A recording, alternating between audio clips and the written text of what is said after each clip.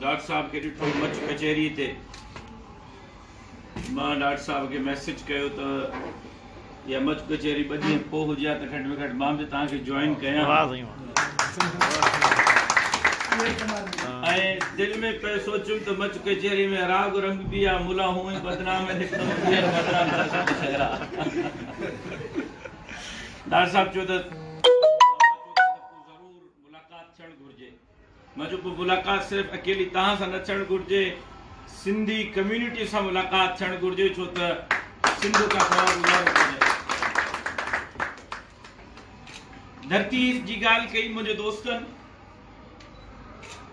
सिंध जी ॻाल्हि कई दादा साहब धरती सां मोहब्बत सिर्फ़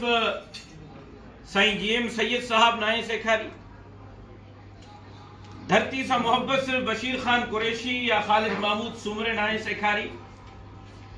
बल्कि पंहिंजी धरती सां मोहब्बत मदीने जे मीर सरकार दो आलम सल्लल्लाहु अलैहि वसल्लम सेखारी है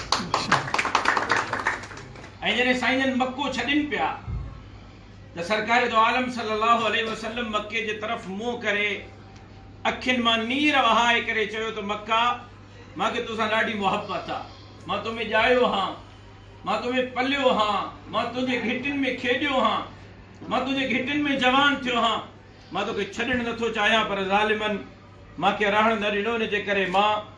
तोखे मजबूरी जे तहत छॾियां थो धरती सां मोहब्बत सरकार दो आलम सल्लल्लाहु अलैहि वसल्लम सेखारी आहे ऐं मदीने जे मीर फरमायो त जेको पंहिंजनि अंगनि नंगनि ऐं दंगनि जी हिफ़ाज़त कंदे मारियो वञे अंगनि नंगनि ऐं दंगनि जी हिफ़ाज़त कंदे मारियो वञे उहो शहीद आहे सिंध असांजो अंग नंग ऐं दंग आहे पोइ जेकॾहिं सिंध जी महिनत कंदे सिंध जे लाइ जाखोड़ कंदे सिंध जे लाइ जद्दोजहद कंदे को मारियो वञे त यकीनन उहो शहीद चवराइबो सिंध जी सूरत हाल मां खां बहितर अवां सभु दोस्त वाक़िफ़ आहियो सिंध उहो अज़ीम इलाइक़ो आहे सिंध उहा अज़ीम धरती आहे जे सिंध जे सरकार दो आलम सल्लल्लाहु अलैहि वसल्लम मुंहुं करे फरमायो त मूंखे सिंध खां थधी हीर थी अचे ऐं मुहक्किकनि लिखियो आहे मखदूम मोहम्मद हाशिम ठटवी जी किताब क़ूतुल आशिकीन खे जेकॾहिं पढ़ी ॾिसो त मखदूम मोहम्मद हाशिम ठटवी क़ूतुल आशिकीन जे मुक़दमे में लिखियो आहे त सरकारे दो आलम सल्लल्लाहु अलैहि वसल्लम जे पाक चादरनि मां हिकु चादर सिंधी अजरक जहिड़ी हुई हे सिंधी अजरक एॾो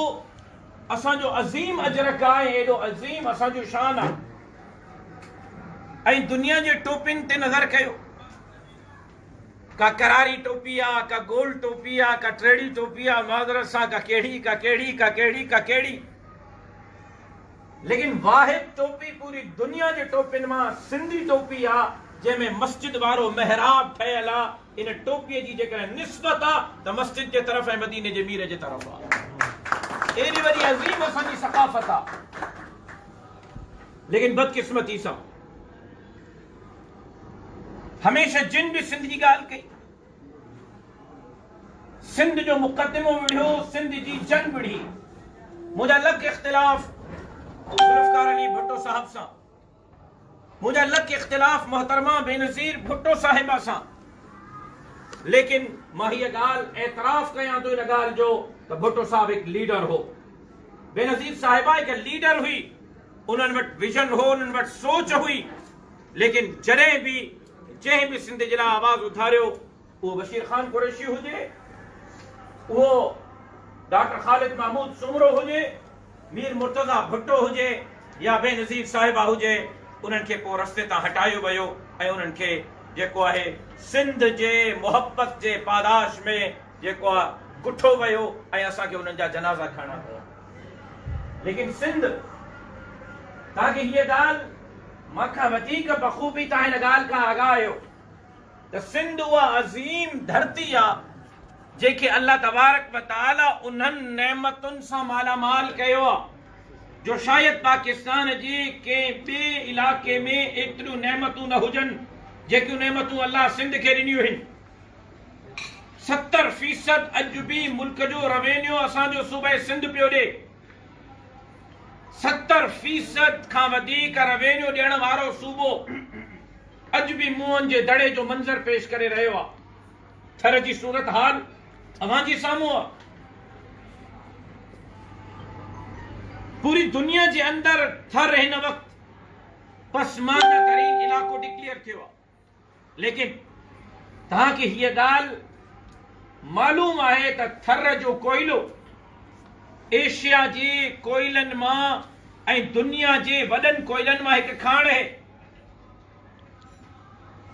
ऐं थर जो कोयलो एॾो वॾो मज़बूत कोयलो आहे जो मां तव्हांखे ॿुधायां। मां जॾहिं थर जे दौरे ते वियुसि, मूंखे उते चाइना वारनि हाणे थर ते कोयले ते कमु शुरू कयो आहे। उन्हनि मूंखे ॿुधायो त थर जो कोयलो साड़ण खां पोइ, ॿारण खां पोइ जॾहिं राख थी थो वञे, ख़तम थी थो वञे, उन खां पोइ बि उनजी राख एॾे कम जी आहे जेकॾहिं कंहिं सीमेंट में इस्तेमालु कजे त सीमेंट खां वधीक मज़बूत थर जे कोयले जी राख आहे जेका कंहिंखे मज़बूत बणाए थी। थर जे अंदरि जेको ग्रेनाइट पत्थर अल्लाह साईं रखियो आहे, शायदि एशिया में एॾो वॾो ग्रेनाइट पत्थर जो ज़ख़ीरो किथे कोन्हे जेको थर जे अंदरि आहे। ऐं पूरी दुनिया जे अंदरि पत्थर जा पहाड़ तव्हांखे बुलंद नज़र ईंदा, लेकिन थर जे अंदरि तव्हांखे ग्रेनाइट जो पत्थर ज़मीन में दबियल नज़र ईंदो। मां कंहिंखां पुछियो त यार हे ग्रेनाइट जो एॾो वॾो पत्थर दुनिया जे क़ीमती पत्थरनि मां हिकु पत्थर आहे ऐं इहो दफ़न थियल आहे थर में छो? चई साईं खज़ाना दफ़न कबा आहिनि, खज़ाना ज़ाहिर न आहिनि रखबा। अल्लाह सिंध खे खज़ानो ॾिनो इन करे दफ़न करे रखियो आहे त हिन खज़ाने जी हिफ़ाज़त कजो। लेकिन उन थर जे अंदरि जंहिंमें कोयलो, उन थर जे अंदरि जंहिंमें ग्रेनाइट जो पत्थर, उहो थर हिन वक़्तु थर जी मिट्टी जेके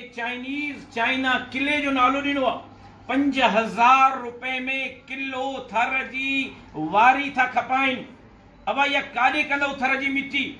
काॾे था खणो? हिन जो चाइना किले नालो रखियो अथव। चई दुनिया जे 5 स्टार होटलनि में, बादशाह जे घरनि में, जेका वॾनि वॾनि अमीर माण्हुनि जे घरनि में चाइना जा थाम था वञनि, उहे थाम अल्लाह तबारक व तआला थर जे मिट्टीअ में सलाहियत रखी आहे। थर जो हुन मिट्टीअ मां ठही करे दुनिया जे 5 स्टार होटलनि में था पुॼनि।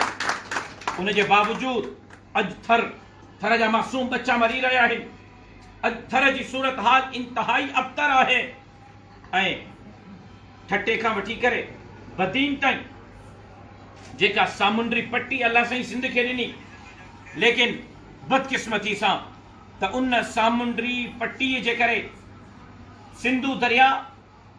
दुनिया जे 5 वॾनि दरियाहनि मां हिकु दरिया हुआ। सिंधु दरिया दुनिया जे 5 दरियाहनि मां हिकु वॾो दरिया हुआ जेको अल्लाह ख़ालिसतन ठाहियो ई सिंध जे लाइ, सिंधियुनि जे लाइ हो। ऐं उन ते मुंहिंजे शहीद वालिद जा तमामु घणा मक़ाला, तमामु घणियूं तहक़ीक़ूं हदीस मुबारक जी रोशनी में, इल्मी रोशनी में मौजूद आहिनि त कालाबाग डैम जी तामीर शरई तौर ते इन जे करे नाजाइज़ आहे जो मदीने जे मीर फरमायो त दरियाह ते सर खां वधीक हक़ पुछड़ीअ वारनि जो आहे। जेसि ताईं पुछड़ीअ वारा ढापजनि तेसि ताईं मथियनि खे दरियाह ते डैम ठाहिण जो, पाणी रोकण जो को बि हक़ कोन्हे। सभिनी चयो त कालाबाग डैम इन जे करे न ठाहींदासीं जो सिंध जो नुक़सानु थींदो। मुंहिंजे शहीद वालिद चयो सिंध जो नुक़सानु ज़रूरु थींदो, लेकिन मां कालाबाग डैम जी इन जे करे मुखालिफ़त थो कयां जो सिंध जे हक़नि में त कालाबाग डैम कोन्हे, पर शरीयत बि कालाबाग डैम जी मुखालिफ़त करे थी त कंहिं बि क़ीमत ते कालाबाग डैम जी तामीर लॻणु घुरिजे। ऐं अॼु रोज़ानो जे बुनियादनि ते 90 एकड़ ज़मीन, हर रोज़ डेली बुनियादनि ते 90 एकड़ ज़मीन मिठो पाणी समुंड में न किरण जे करे जेको आहे सिंध जी उहा बंजर थी रही आहे। रोज़ानो 90 एकड़ ज़मीन हिकु ॾींहं में हिन वक़्त ताईं 15,000 एकड़ ज़मीन समुंड पाए चुको आहे। 2-3 सालनि जे अंदरि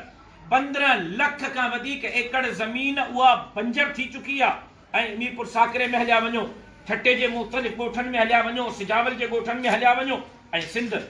सिंध जे बारे में डॉक्टर साहब चयो त सिंध जा हवाला इहे आहिनि त सिंध सोन आहे, लेकिन माज़रत सां कंहिं दोस्त खे शायदि इहा ॻाल्हि बुरी लॻे, लेकिन सोन जे मथां बघियड़ वेठा आहिनि जिन सिंध जो हाल तबाह कयो आहे। सिंध जे मालिकी जी ज़रूरत आहे। घोटकीअ जे अंदरि मल्टीनेशनल कंपनियूं जेकियूं